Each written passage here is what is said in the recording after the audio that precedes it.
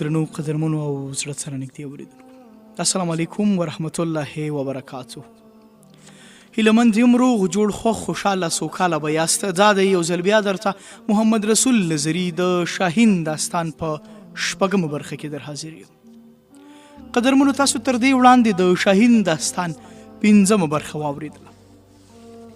هغه برخه کې مو راسره واورېدل چې انجیلا د بشیر بن حسن له اخلاق او کردارو متاثره شوه او له هغه سره د خبرو لپاره به ډول ډول پلمې جوړولې. بل خو ابو داود بدر ته د خپلې دوهمې نصرانۍ مېرمنې په اړه د درواغو یو اوږد داستان جوړ کړ. ابو داود له بدر سره د خبرو وروسته خپل کوچوان راوغوښت تر څو پاچا فردیناند ته یې واستوي او پر دې ځای د حملې کولو لارښوونه یې ورته وکړه او په مقابل کې هغه ته د منصب ورکولو ژمنه ورسره وکړه. کوچوان هم دا ټول په ورین تندي ومنل او د منصب په لالچ کې هر څه ته غاړه کېښوده. دا چې په داستان کې وړاندې څه پیښیږي راځئ داستان له ما محمد رسول نظري سره تر وروستۍ شیبو واورئ.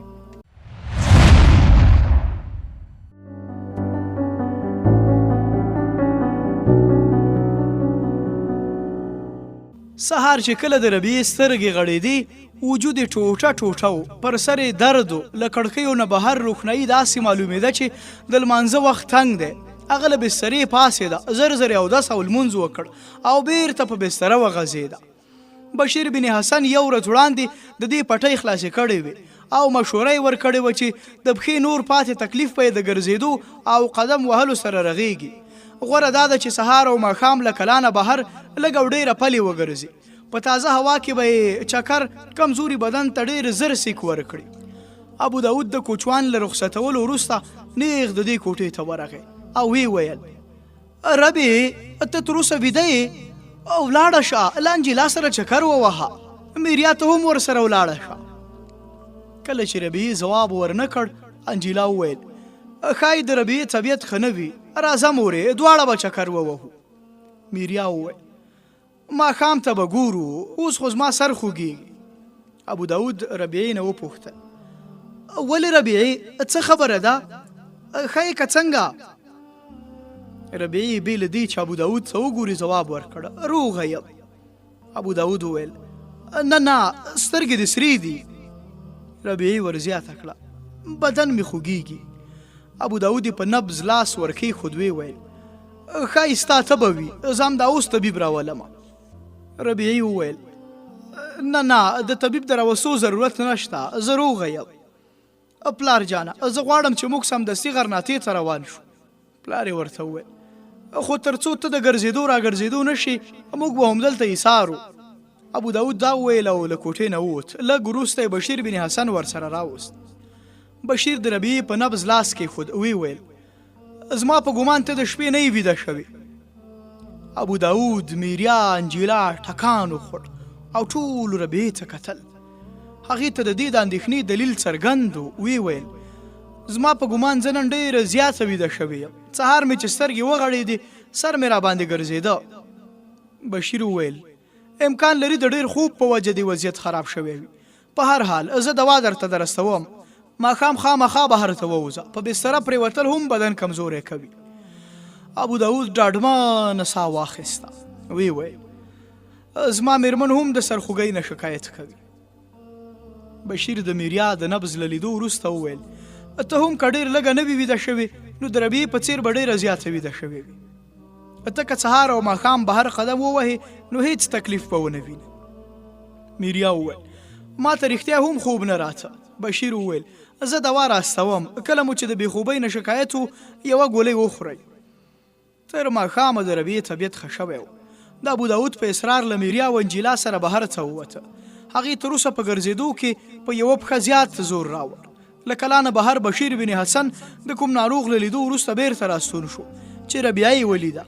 آس یې ودراوه او ویې ویل که ته په دواړو پښو یو ډول زور راوړې نو ښایي تر بل سبا پورې دې پښه روغه شي او د ګرځېدو را ګرځېدو به شي. نن ډېره لرې مه ځه. انجیلا وویل لاندې په دره کې خو موږ ته څه خطر نشته. بشیر وویل میلمنو ته دلته هیڅ خطر نشته.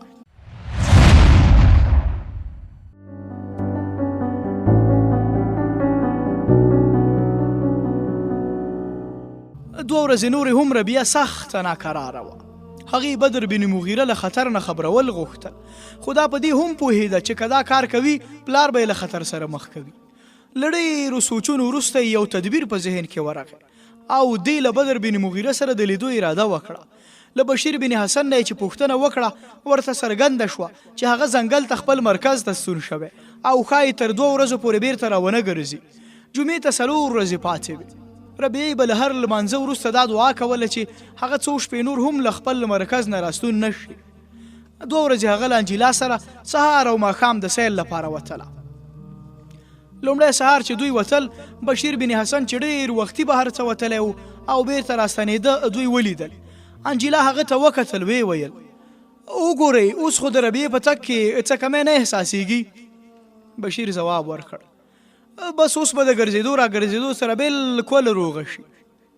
انجیلا وویل پلارجان ویل چې د هفتې په ورځ موږ له دې ځایه ځو. بشیر ورغبرګه کړه اوهو موږ له غرناطویې نه تاسو ته نوې ګاډۍ راغوښتې ده. انجیلا لږ له جرأت نه کار واخیست، ویې ویل تاسو په ویرانه کې خفه کېږئ نه؟ بشیر وویل زه په ښارونو کې د خلکو بیروبار نه خوښوم. انجیلا ورغبرګه کړه ته ډېر وختي د چکر لپاره وځې. بشیر وویل هو زه ډېر وختي له خوبه په پاسېدو عادت یم. بشیر دا وویل او لاړ. انجیلا تر څو شیبو مخ ور اړولی و او ورپسې کتل یې. ربیعې وویل انجیلا راځه. انجیلا را بیداره شوه او لږ پښیمانه غوندې وه. ویې ویل ربیعې ستا په ګمان دغه طبیب یو په زړه پورې سړی نه دی؟ ربیعې ورزیاته کړه که هغه هم ستا په باب همدغه ګمان کوي نو زه ډېر افسوس کوم. انجیلا په ژوند کې ستا او د هغه لارې ډېرې سره بیلې دي. دا 2 متوازي لیکو ته ورته دي چې هیڅ کله هم نه سره یو ځای کېږي. انجیلا خپل اندېښنه په خندا کې پټول غوښتل. ویې ویل ربیعې تا ګمان کړی چې زما ستا له هم مذهبي سره مینه پیدا شوې ده؟ ربیعې ورته وویل نه انجیلا مینه ستا له توان نه وتلې خبره ده. زه په دې ډاډه یم چې ته د سپېڅلې جذبې نه محرومه یې، خو په اغزیو کې پرېوتل هیڅ ګټه نه لري. ځینې ازغي ډېر عجیب وي، د سړي لمن یې تار تار کړي وي خو هغه لا په ځان نه وي خبر. انجیلا وویل ربیعې ستا اټکل غلط دی. زه د مینې له جذبې نه محرومه نه یم. زه چې څوک خپل د زړه خاوند وبولم خپل هر څه به ترې زار کړم، خو هغه به داسې څوک نه وي چې زما هم مذهبه نه وي، له کارونو نه یې کرکه وي. زه دومره ساده نه یم چې د واورو په ډیرۍ کې د اور سپرغۍ ولټوم. که زما له بشیر سره لږ او ډېره دلچسپي ده یوازې په دې دلیل چې هغه ستا علاج کوي. که ته بده منې نو زه به بیا هغه ته نیغ نه ګورم. زه به له دې وروسته له تا سره قدم وهلو ته هم نه راځم. ربیعې وویل نه انجیلا ما ټوکې کولې.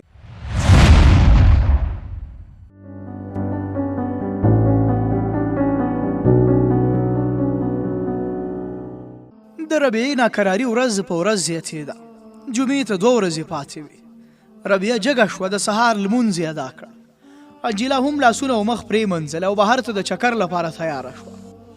میریا به هره شپه له ویده کېدو وړاندې ویل چې سهار زه هم در سره ځم، خو چې سهار به یې پاسوله دې به د سر خوږ او یا کومه بله پلمه وکړه او پاتې به شوه.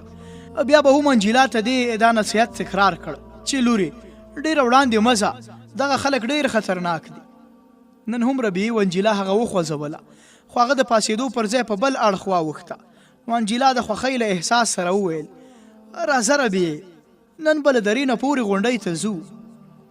دا هغه غونډۍ وه چې بشیر به معمولا هلته د چکر لپاره تلو. د درې د ګڼو ونو نه چې تیر شول له ویالې پورې وتل. د غونډۍ په پیچومې ربیعې له انجیلا سره ملګري ونه کړای شوه. هغې به 4مه برخه فاصله وهلې وه. انجیلا ته یې وویل انجیلا زه ستړی شوم، که ستا هیله وي څر ته وخېږه بیرته راشه، زه به دلته ناسته یم ستا انتظار به کوم. انجیلا وویل ډېر ښه زه به اوس بیرته راستنه شم. او بیا په منډه په غونډۍ ورپورته شوه. هغې په لاره کې بشیر ونه لید. په دې امید وه چې د غونډۍ پر سر به وي. له هر ګام سره یې د زړه درزا زیاتېدله. ربیعه په یوه کمر ناسته وه او تر ډېره یې انجیلا څارله، او چې هغه یې له سترګو پناه شوه لاندې په ښکلې او زړه راښکونکې درې سترګې خښې کړې. ناڅاپه یې خپل ښي لاس ته په یو سپاره نظر ونښت. اس په خپله خوښه ورو ورو روان او سپاره په عربي ژبه په لوړ اواز یې سندره ویله. د سپاره سپینه چپنه یې چې ولیده د ربیعې د زړه درزا زیاته شوه او له یوې شیبې سوچ وروسته د درې لاره ونیوله. دې اندېښنه درلوده چې که سپور د ویالې نه وړاندې ونه ویني بیا یې نشي راګیره کولی. نو له لږ شیبې عادي تګ وروسته یې په ونو کې په منډو پیل وکړ. ویالې ته ورسېده او د یو پاڼ په سر غلې ودرېده.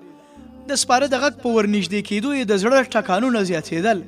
کله چې سپور ډېر ورنږدې شو نور یې غوښتل چې د ولو له منځه راووځي او د ګودر په سر ودرېږي، خو همت یې ورسره ملګرتیا ونه کړه. دې سره د ونو له تنو نه ورو وویست. ګودر ته یې وکتل.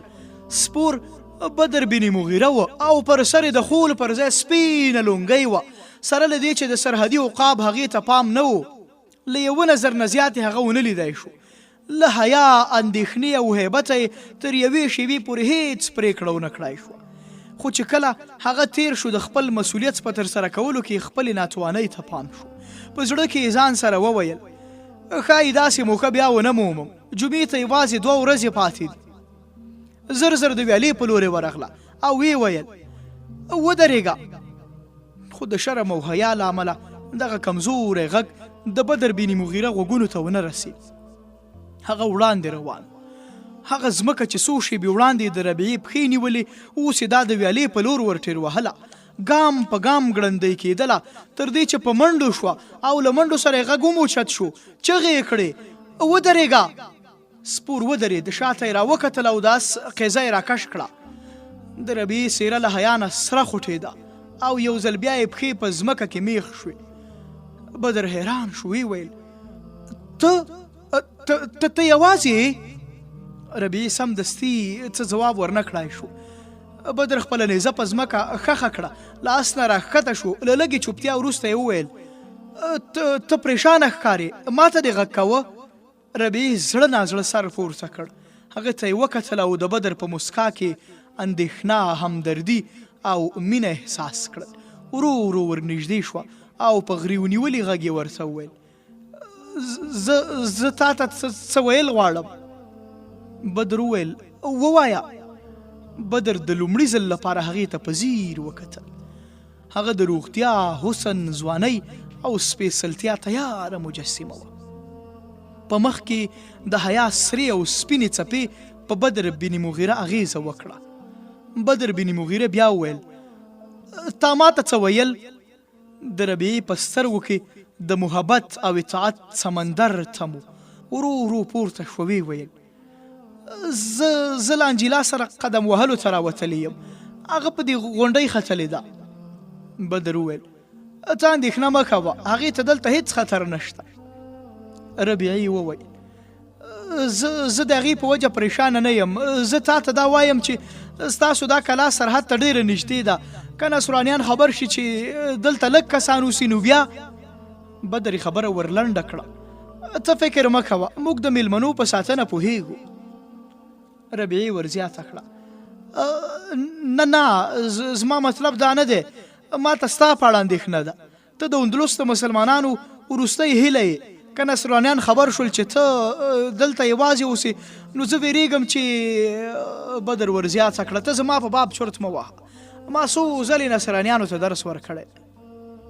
ربیعې ورغبرګه کړه بیا هم په دې کلا کې له دومره لږو سپایانو سره اوسېدل له خطره خالي نه دي. ستا ژوند قیمتي دی. زموږ نوکر ولاړ، هغه نصرانیانو ته ونه وایي چې ته د ځنګل پر ځای په دې کلا کې اوسېږي. بدر ورته وویل ستا پلار خو ما څه وویل چې دی ډېر با اعتماده سړی دی.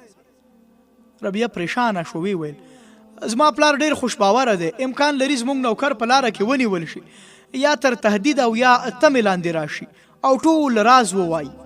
په داسې حالاتو کې احتیاط پکار دی. د ربیعې په لهجه کې تر نصیحت هیله زیاته وه. د یوې مسلمان نجلۍ اندېښنه او خواخوږي د بدر د هیلې پر خلاف نه وه. هغه ربیعې ته تسلي ورکړه، ویې ویل دا کلا د غرناطې په حدودو کې ده او تر څو چې نصرانیان له غرناطې سره د جګړې اعلان نه وي کړی دلته حمله نه کوي. که دوی په دې هم خبر شي چې زه کله کله دلته اوسېږم نو دوی به د سمدستي یرغل اشتباه نه کوي. که ستا د ځان په باب اندېښنه وي زه په یقین درته وایم چې د هسپانیې د مسلمانانو وینې لا دومره نه دي سړې شوي چې د خپلو میلمنو ساتنه ونه کړای شي. تر څو تاسې غرناطیو ته نه وئ تللي زما پوځیان به مو ساتنه کوي. ربیه خفه شوه، وی ویل تا پر ما غلط ګمان وکړ، زه د ځان په باب هیڅ اندېښنه نه لرم. زما سره یوازې ستا اندېښنه ده. یوازې زه نه بلکې د قسطولي او ټول اندلس هره پیغله د سرحدي شاهین د سلامتۍ دعا کوي. ته د دې بدبخته ولس وروستی تکیه یې.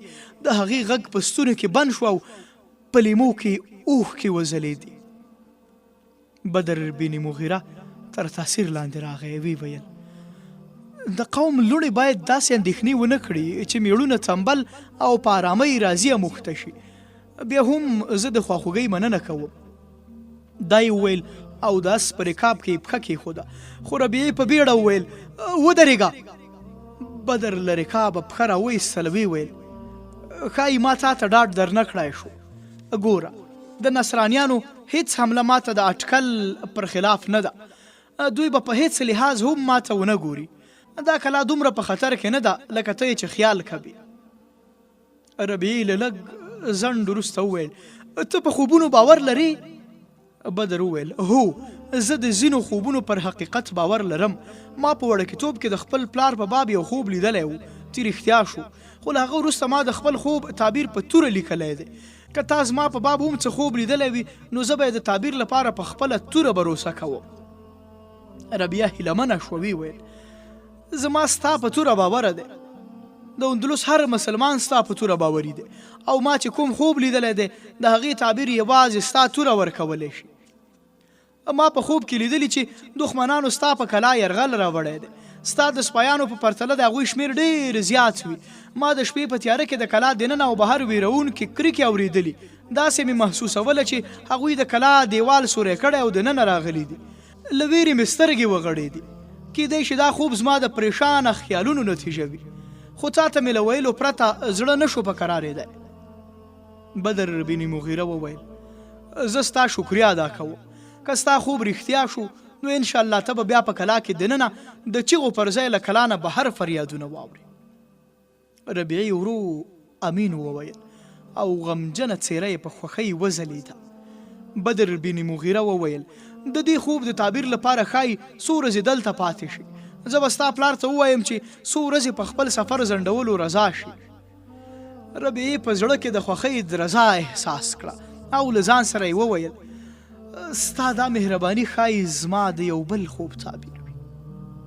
بدر بن مغیره په رکاب کې پښه کېښوده، ویې ویل ته به د خپلې خور انتظار کوي، زه ځم. په آس سپور شو او نیزه یې واخیسته. ربیعې زړه نازړه ورڅه وویل زه ویریږم چې زما خبرې اسې ټوکې ونه بولي. زما ناسکه مور انجیلا او پلار هم زما په خبرو پورې خاندي.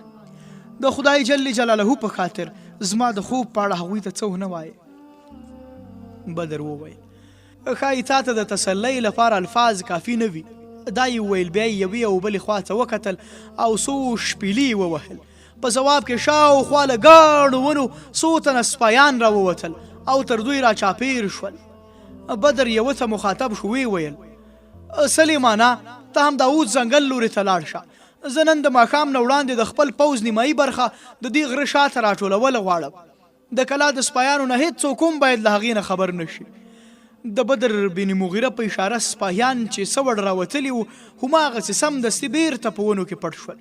هغه په مسکا ربیعې ته وکتله، ویې ویل اوس به ډاډه وي، تر څو ته دلته یې زما نیمایي پوځ به پر دې کلا پیره کوي.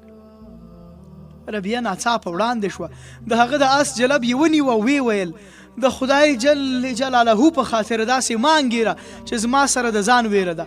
زما سره یوازې ستا اندېښنه ده. ته د قوم شتمني یې، ته د اندلس د خلکو د ژوند سرمایه یې. کاشکې ما ته د خوب د اندېښنې پر ځای په بل څه پوهولی شوی. کاشکې زه د هغو څرخندویانو نه یو وای چې ستا پر دروازه پیره کوي. خو زه یو خیال پالونکی او وهمي نجلۍ یم چې ستا لپاره له ما سره د دعا او خوبونو نه پرته هیڅ څه نشته. د ربیعې اواز کېناست او په سترګو کې یې اوښکې راوخوټکېدې. بدر بن مغیره تر ډېره دا پرېکړه نه شوای کولی چې څه ورته ووایي. د بې پایه سادګۍ، عاجزۍ او انکسار سره د ربیعې په څېره کې یو داسې دروندوالی، جدیت او وقارو چې په بدر یې اثر غورځاوه. هغه پښیمانه غوندې شو، وی ویل زه افسوس کوم چې ته مې په خبرو خفه شوې. زما هدف دا نه و، زه ستا مننه کوم. ښه نو خدای په امان. ربیعې د اس جلب پرېښود او یوې خواته شوه. بدر اس ته لغته ورکړه او په ګودر یې ورګډ کړ. ربیعې هغه ته کتل او په وار وار یې ویل خدای دې مل شه.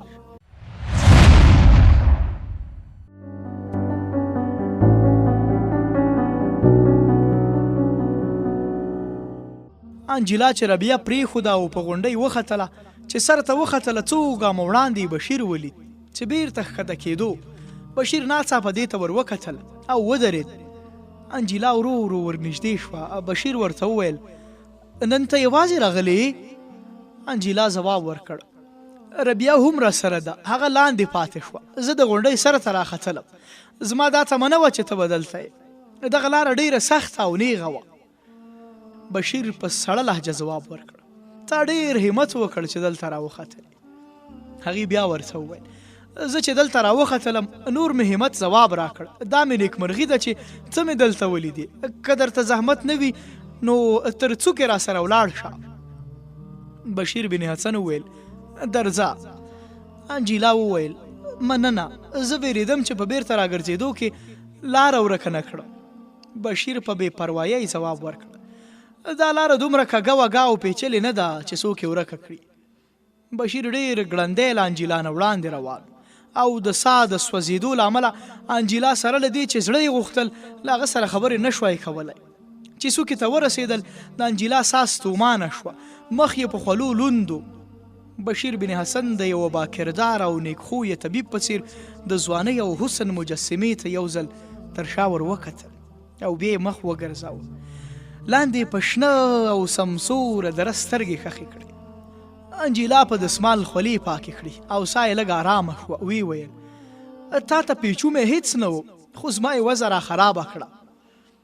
بشیر هماغسې لاندې درې ته کتل. وی ویل زه په غرونو ختلو عادت یم، تا ښایي دا لومړی ځل همت کړی. انجیلا وویل له دې ځایه دره څومره ښکلې ښکاري، کاشکې ربیعه هم را سره ختلې وای. بشیر وویل هغې ته تر اوسه پورې د دومره ستونزو ګاللو ضرورت نشته. انجیلا په یوه ډبره کېناسته. ویې ویل که د اجازه وي یو څو شېبې دمه جوړوم، زه ډېره ستومانه شوم. بشیر ځواب ورکړ بیړه کوه، خور به د انتظاره کوي. انجیلا د خبرو د موضوع بدلولو هڅه وکړه. ویې ویل څومره ښه ده دغه ننداره، ته هره ورځ دلته راځې؟ بشیر وویل هوکې، خو دا نن هسې تصادفي له دې ځایه بېرته ستنېدم، که نه زه هره ورځ تر هغه وړاندې څوکې پورې ځم. انجیلا ورته وویل دا تصادف ښایي د دې لپاره و چې تقدیر به زه ستا په لارښوونې دلته را رسولم. بشیر ورته وویل ته زما نه پرته هم دلته راتلی شوای. انجیلا وویل نه نه، زه رښتیا وایم، زما همت ځواب را کړی و. موږ بله ورځ روانېږو. که ته نن نه وای نو ما به د دې څوکې د نه لیدو ارمان را سره وړی و. بشیر وویل دا خو دومره مهم ارمان نه و چې تا به له ځان سره وړ. انجیلا وویل زه به دغه ښکلې منظره هېڅکله هم هیره نه کړم. ما اورېدلي چې د سرحدي شاهین په ځنګل کې ډېر ښکلي ځایونه دي. بشیر وویل هو، هغه سیمه ډېره ښکلې ده. انجیلا ځواب ورکړ ښایي همدغه سبب وي چې تاسې ښارونو ته تلل نه خوښوئ. بشیر وویل انسان همیشه هغه ځای خوښوي چې ګټور کار پکې کولی شي. انجیلا ورته وویل زما په ګمان ته د دې غرونو او ځنګلونو پر ځای په قسوله، قرطبه او اشبیلیه کې ډېر ګټور کار کولی شي. هلته به پاچاهان، والیان او امیران ستا نه راضي وي. که ته بده نه منې نو زه خو وایم چې ته هسې خپل جوهر او کمال دلته ضایع کوي. پلارجان مې ویل چې که ته قسولې ته ولاړ شي پاچا به لومړی کورسۍ درکوي. بشیر ورته وویل ستا پلار به ما ته هېڅکله هم قسولې ته د تلو مشوره رانه کړي. زه چې د بدر بن مغیره د یو معمولي سپۍ علاج کوم، ستا د پاچا په دربار کې له کېناستلو نه زیات خوښ. دغه خلک کله کله په بدني ناروغۍ وخته کېږي. انجیلا په مسکا بشیر ته وکتل. ویې ویل ته ولې داسې نه وایې چې د عیسویانو نه کرکه لرې؟ بشیر وویل زه د یو طبیب په حیث د هر انسان خدمت خپل فرض ګڼم، خو د یو مسلمان په حیث زما لومړنی مسؤلیت دا دی چې له هغه چا سره ملګرتیا وکړم چې د اندلس د مسلمانانو د عزت او ازادۍ په خاطر جنګي. تا ته انسانیت ته قسولې په دربارونو کې ښکاري چې هلته د مسلمانانو د غلامۍ زنځیرونه جوړیږي، او ما ته انسانیت په هغو څپرونو کې ښکاري چې اوسیدونکي د نورو تر غلامۍ نه مرګ غوره بولي. انجیلا غمجنه شوه وویل ستا دا باور دی چې زموږ د پاچا مقابله به تر ډیره وکړای شي؟ بشیر ورته وویل مقابله یوازې د بري په امید نه کیږي، په ځینو حالاتو کې جګړه د کمزورو لپاره فرض شي. زموږ باور دی چې تر څو ژوندي یو څوک په مریان کولی نه شي. خیر اوس راځه ناوخته کیږي. انجیلا وویل زما په ګمان که څه د قسولې په شاهي دربار کې واوسي او پاچا خوښ وساتي، هغه به پر مسلمانانو له یرغل نه وژغوري. بشیر ورته وویل ازادي په چاپلوسي نه په وینو اخیستل کیدای شي. انجیلا ورته وویل د یو طبیب په حیث به څه پاچا ته د چاپلوس نه د یو محسن په حیث معرفي شي. بشیر لږ په تروچه لهجه ځواب ورکړ موږ ته ستاسو له پاچا سره د احسان همدا یوه لاره پاتې ده، او هغه دا چې له لاسه یې د ظلم توره واخلو، او چې کله هغه زموږ رحم او کرم ته محتاج شي موږ به د خپلو پلرونو په څیر هغه معاف کړو. زه د خپل قوم د تلپاتې ژوند لپاره د یو سپایي ژوند له هغوی نه په سوال د لنډمهاله ژوند نه غوره بولم. ته دلته میلمنه یې، زه افسوس کوم چې تا دلته بحث راواچو. د قسولې او اسپانیې مقابله اوس په خبرو نه په تورو کیږي. بشیر ورو ورو له غونډۍ نه راکوزېدو. انجیلا هم جګه شوه، له شانه ورپسې راکوزه شوه او په زړه کې ویل کاشکې ما دا بحث نوی پیل کړی. دواړه تر ډېر ځنډ چوپ، خو کله چې له غونډۍ راکوز شول او په ګاڼو ونو کې تېرېدل، انجیلا ورګړندۍ شوه. چې ورنږدې شوه ویې ویل زه نه پوهېدم چې ته به دومره خفه کېږې. خدای شاهد دی چې زه ستا دښمنه نه یم. ته چې هر څه کوي زما دعا ستا سره ملګرې ده، ما وبخښه. بشیر بن حسن مخ ور وګرځه او انجیلا ته یې وکتل. د هغې له سترګو اوښکې بهېدې.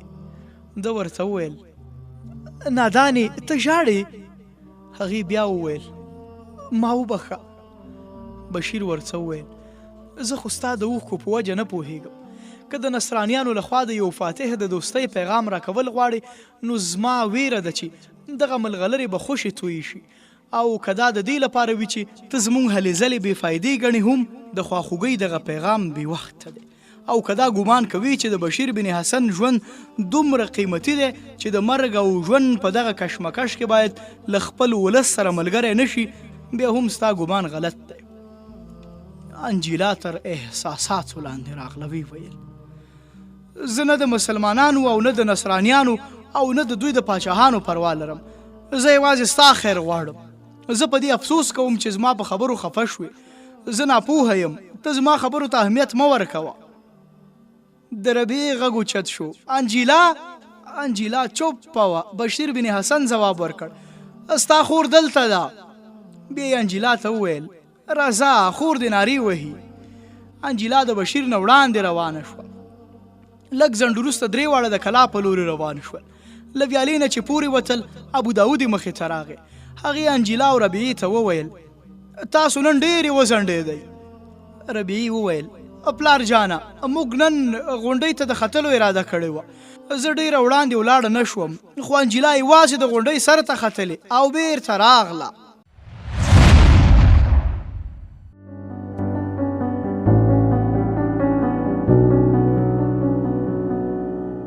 قدرمنو اورېدونکو، دا وه د شاهین داستان شپږمه برخه چې ما محمد رسول نظري درته وړاندې کړه. هیله یم د خوښې او پام وړ مو ګرځېدلې وي. له تاسې هم دلته اجازه اخلم. سبا چې یو ځل بیا د شاهین داستان په اوومه برخه کې ستاسې درنه حضور ته حاضرېږم. تاسې په لوی او بخونکي متعال باري ته لاس سپارم. هر چیرې چې یاست ښاد، آباد، سوکاله او بریالي اوسئ. الله پامان.